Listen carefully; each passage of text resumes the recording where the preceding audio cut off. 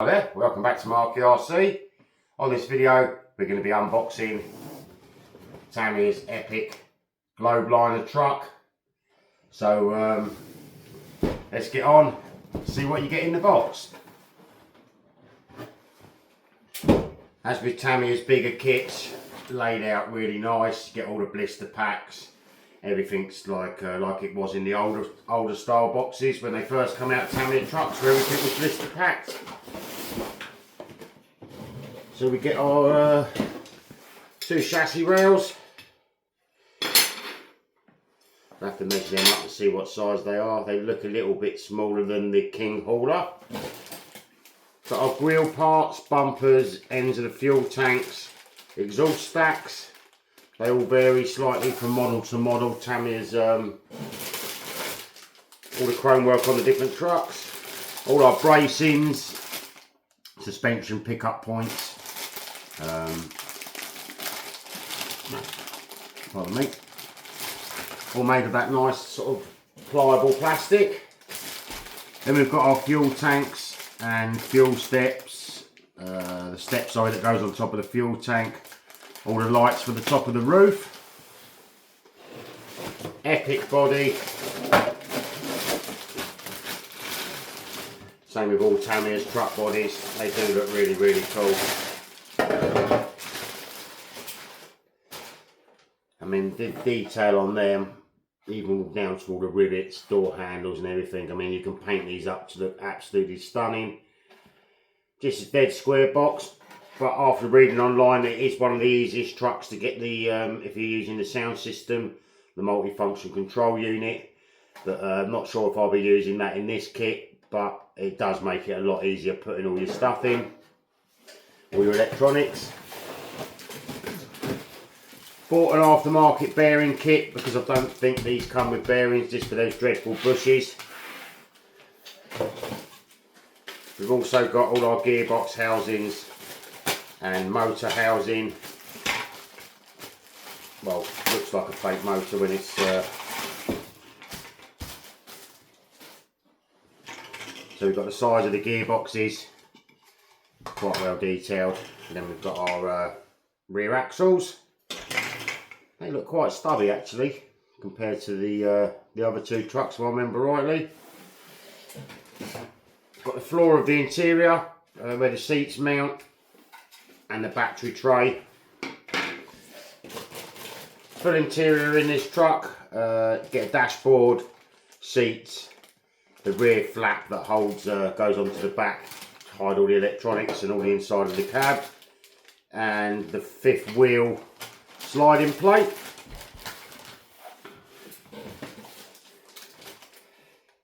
Chrome mud flaps and bumpers. They do look very similar to the King hauler, if not exactly the same.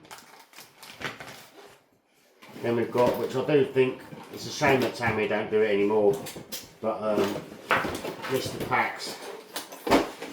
Do look cool. I mean, when all the parts are laid out like that, I think that just looks absolutely epic, and takes me back to the old days when all Tamiya kits used to come like that. So you get, it's a shame they've just done it for display purposes, but you've got a motor, pinions, gearbox, diffs, 13 tooth pinion. Oh no, sorry, 10 tooth pinion, steel drive shafts, the really cool anodised red shocks, and the exhaust covers. Got all the glazing for the windows, it's like a tinted brownie colour. Inside of the gearbox, the selectors. Fifth wheel and all the gubbins that connect the fifth wheel up, plus the servo saver. Loads of wheels. I mean, Tamiya's wheels do look pretty cool anyway. Chrome plated. But awesome looking wheels.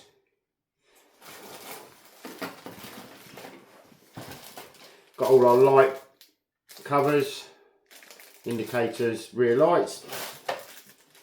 all the bracing that goes between the chassis rails,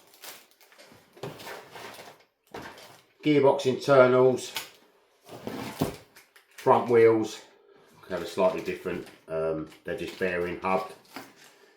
And then we've also got the massive box of hardware that comes with these.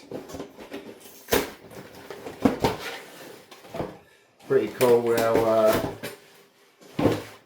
all of our wheels are all stacked in there, but that's just a big box full of all of the hardware. What part bag do we go up to on this model?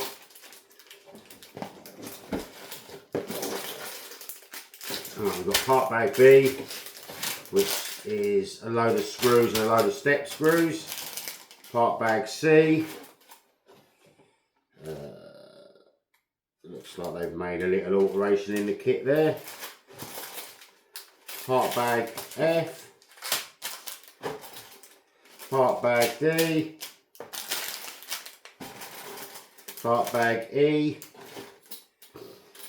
all the selector forks and some bracketry, the dreaded brass bushings, which I've got thousands of. Have to take them to the scrapyard one day and weigh them in. Another bag of hardware, hexes, some drive pins, front axles, gearbox ends, all aluminium or steel. Everything's metal, all the suspension components as well. They've got bushes pre-pressed into them.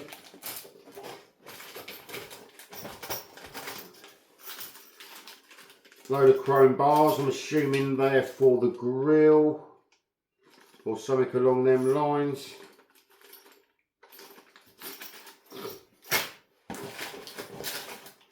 Part bag A, B, C, D, E, F. I think we go up to part bag F in this particular kit. Those Tamiya's thread lock, all the differential gears, springs, not sure what's in that. Oh, that's the mesh for the grille. I just put it in a little blue bag. Load more hardware and bracketry to hold the suspension on and the outside of the diff cases. Tamiya's box spanner, wheel wrench and a few other bits and bobs, some rod ends and some greases, ceramic grease. Plus a load more bushing and a load more hardware for suspension. And 2, 4, 6, 8 tyres, 9, 10 tyres. Nice tread pattern on them. So inside that kit is a lot. The lorries are some of the best kits to build in my personal opinion. You get so many parts. I mean, it takes quite a while to put one together. Like I say, I'm not sure if I'm going to put the multi-function unit in this one. All depends how it turns out. But I will do it box art, so it'll be like that canary yellowy colour. And I just can't wait to get started. Up to part bag F, which is quite a lot of part bags. I'm not sure if they go much further than F or G. But epic Christmas gift off my partner. What can I say? Can't wait to get into it. So if you've ever wondered what's inside one of these big lorry boxes, quite a lot. So I'll do a video on this particular model, and I can't wait to get started. So I hope you've enjoyed the little unboxing video. Hope you've had a good Christmas and are going to have a good happy new year. And I hope to see you in the next videos. And if you could like and subscribe for a new channel, it'd be pretty cool. So thanks for watching, and I'll see you later. Bye.